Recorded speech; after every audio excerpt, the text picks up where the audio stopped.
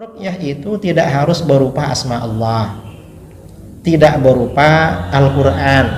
Ruqyah itu bisa berupa jampi-jampi atau kata-kata, kalimat-kalimat, yang penting tidak mengandung kesyirikan dan terbukti manjur.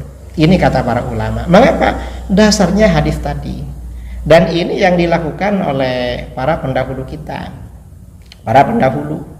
Karenanya di dalam kitab-kitab seperti Hilyatul Auliya atau Zadul Ma'ad, sebagian ulama salaf, ulama dulu melakukan ruqyah dengan ada mantra, ada kata-kata, bukan Al-Quran, bukan asma Allah, hanya ucapan.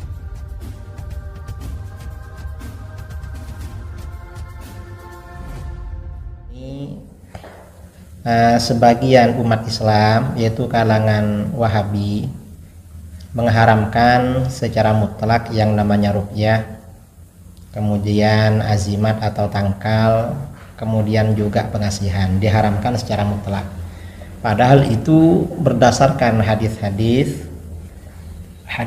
yang diriwayatkan oleh para ulama dalam Sahih Bukhari, Sahih Muslim, kemudian juga Sunan Abi Dawud dan lain-lain. Dalam hadis-hadis itu ada dua versi. Versi pertama, ada hadis yang versi pertama menyatakan bahwa ruqyah, kemudian juga jimat atau azimat, kemudian pengasihan itu secara mutlak syirik. Sementara di sisi lain Rasulullah SAW juga menganjurkan ruqyah, bahkan membolehkan para sahabat melakukan ruqyah, dan sebagian sahabat juga memakai azimat. Nah, dari sini ini perlu dijelaskan secara tuntas tentang hukum ruqyah. Pertama yang kita bicarakan hadis, ada hadis ya, hadis riwayat Imam Abu Dawud, Ibnu Majah, dan Imam Ahmad. Hadis ini sahih. Redaksinya di dalam Sunan Abi Dawud, hadis nomor 3883. Di situ dikatakan, An Abdullah bin Mas'ud, dari Abdullah bin Mas'ud qala, sami'tu Rasulullah sallallahu alaihi wasallam yaqul, Rasulullah sallallahu alaihi wasallam bersabda, innar ruqa wat tamaima wat tiwala tasyirkun. Sesungguhnya ruqyah, kemudian juga tamimah atau azimat dan tiwalah adalah syirik. Ini. Nah, ini yang pertama. Yang dimaksud ruqyah yang syirik ini maksudnya ruqyah bagaimana? Ruqyah yang syirik ini memang ruqyah yang isinya memang kesyirikan, dan itu sebagian ruqyahnya jahiliyah. Tapi tidak semua ruqyah jahiliyah. Kadang ruqyah jahiliyah itu tidak mengandung kesyirikan, maka itu boleh. Mengapa ruqyah ini tidak mutlak? Ruqyah ini tidak mutlak disyirikan atau dilarang. Karena ada hadis lain ya. Ada hadis lain, hadis ini ya diriwayatkan oleh Imam Muslim, hadis riwayat Imam Muslim, juga riwayat Imam Abi Dawud dalam Sahih Muslim dan dalam Sunan Abi Dawud. Jadi hadisnya sahih. An Auf bin Malik al-Ashja'i qala, Auf berkata, kunna narqi fil jahiliyah. Kata Auf, kami ini pada masa jahiliyah selalu melakukan ruqyah. Kalau orang kena apa-apa, kena sesuatu, kami ruqyah. Fakulna, lalu kami berkata, ya Rasulullah, kaifa tara fi dzalik? Hai Rasulullah, gimana pendapat Anda mengenai ruqyah yang kami lakukan itu? Ruqyah yang kami lakukan bagaimana Rasulullah? Ruqyah jahiliyah. Yang jelas waktu jahiliyah belum ada Al-Qur'an, belum. Faqala, Rasulullah menjawab, i'ridu alayya ruqakum. Coba perlihatkan atau perdengarkan ruqyah yang kalian baca kepadaku. Saya ingin tahu apa ruqyahnya yang kalian katakan. Akhirnya apa?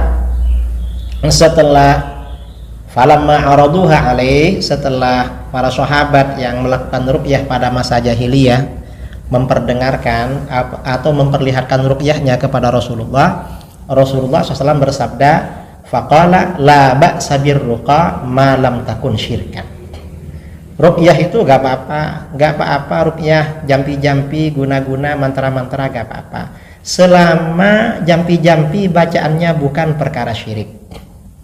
Ini redaksi Abu Dawud. Kalau redaksi Imam Muslim, malam yakun fihi syirkun, selama tidak mengandung kesyirikan. Guna-guna, jampi atau mantra selama tidak mengandung kesyirikan gak apa-apa. Nah, wafihi ini kata Imam Ibn Ruslan ya, fikih hadis ya, hadis ini dalilun ala jawazir ruqa wat tatabbub bima la darara fihi wala man asyar'an mutlaqan. Hadis ini menjadi dalil bolehnya ruqyah, jampi atau mantra atau berobat dengan sesuatu yang tidak bahaya dan tidak dilarang oleh syarak secara mutlak, itu boleh. Wa in kana bi ghairi asma'illahi ta'ala wa kalamihi, walaupun ruqyah, jampi atau mantra itu tidak menggunakan asma-asma Allah dan tidak menggunakan firman-firman Allah. Misalnya hanya sekedar ucapan-ucapan, kata-kata, tapi memang bermanfaat, itu gak apa-apa. Lakin idza kana mafhuman, tapi kalau itu bisa difahami oleh yang ngerti.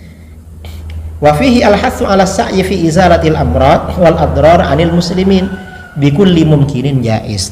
Dan hadis ini menjadi motivasi agar kita berusaha menghilangkan penyakit dan bahaya dari kaum muslimin dengan segala cara yang boleh, walaupun pakai mantra atau pakai apa, selama tidak mengandung kesyirikan. Artinya apa, saudara? Ruqyah itu tidak harus berupa asma Allah, tidak berupa Al-Quran.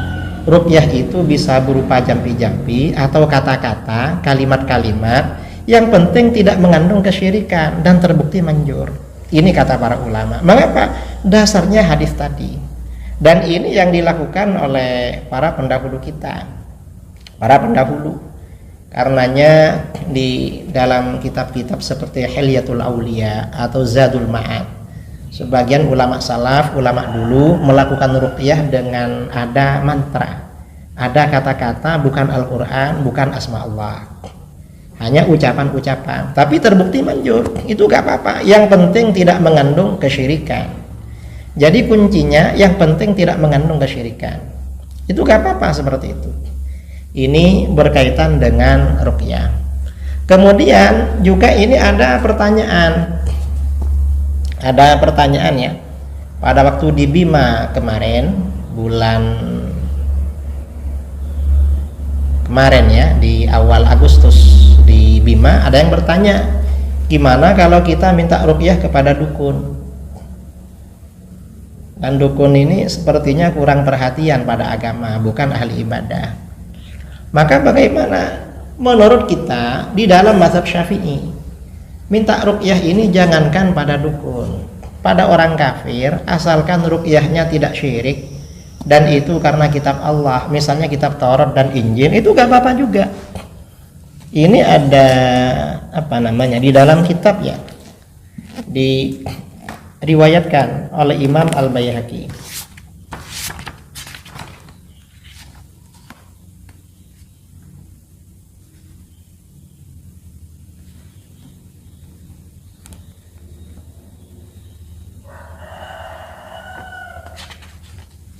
Nah, ini riwayat Imam Malik dalam Al-Muwatta. Diriwayatkan oleh Imam Malik dalam Al-Muwatta. An Amrah an Aisyah radhiyallahu anha qalat, dakhala Abu Bakar radhiyallahu an 'alaiha wa 'indaha yahudiyyatun tarkiha. Abu Bakar radhiyallahu an masuk kepada putrinya Aisyah radhiyallahu anha, dan di situ ada wanita Yahudi yang meruqyahnya. Faqala, maka Abu Bakar berkata, irqiha bi kitabillahi azza wajal. Ruqyah ya anakku ini dengan kitab Allah azza wajal. Maksudnya kitab Allah, kitab apa? Yahudi ini kan punya kitab suci namanya kitab Taurat, dengan ayat-ayat yang ada di kitab Taurat. Nah, berdasarkan asar ini dari Abu Bakar, maka Imam Al-Baihaqi dalam As-Sunan Al-Kubra juz 9, ini kitab hadis ya, juz 9 halaman 587, beliau mengatakan wa akhbarana Abu Sa'id bin Abi Amr haddatsana Abul Abbas Al-Ashab amba Ar-Rabi qala, Ar-Rabi berkata sa'altu Syafi'i an ruqyah, aku bertanya kepada Imam Syafi'i tentang ruqyah.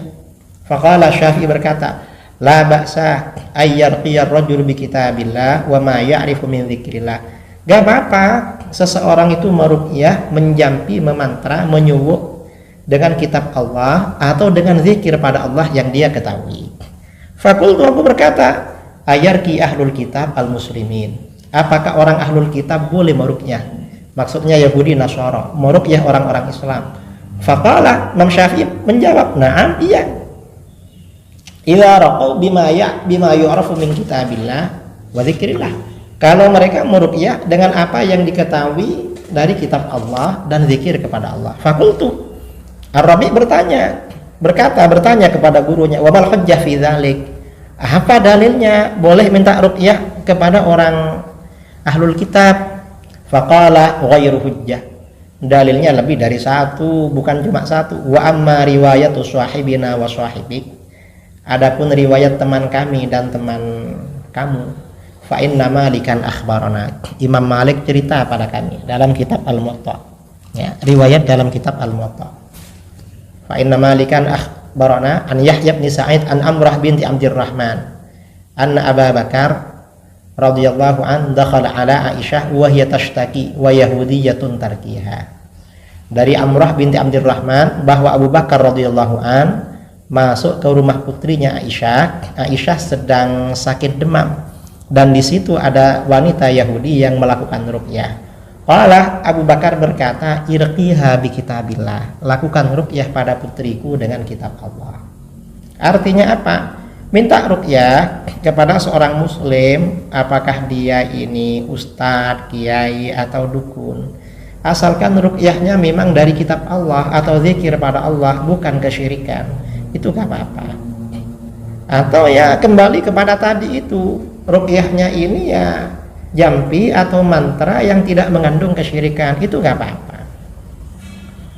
Ini masalah ruqyah. Nah, kalau mantra jampi-jampi itu dari Al-Quran atau dari asma Allah atau dari ucapan-ucapan yang tidak mengandung kesyirikan, itu gak apa-apa. Bahkan dianjurkan oleh Rasulullah SAW untuk dilakukan kalau ada saudara kita yang terkena masalah, yang terkena sakit atau apa, biar lepas dari permasalahannya. Itu yang pertama. Yang kedua, kalau mantra atau jampi atau azimat itu mengandung kesyirikan, maka itu yang tidak boleh. Itu tidak boleh, saudara.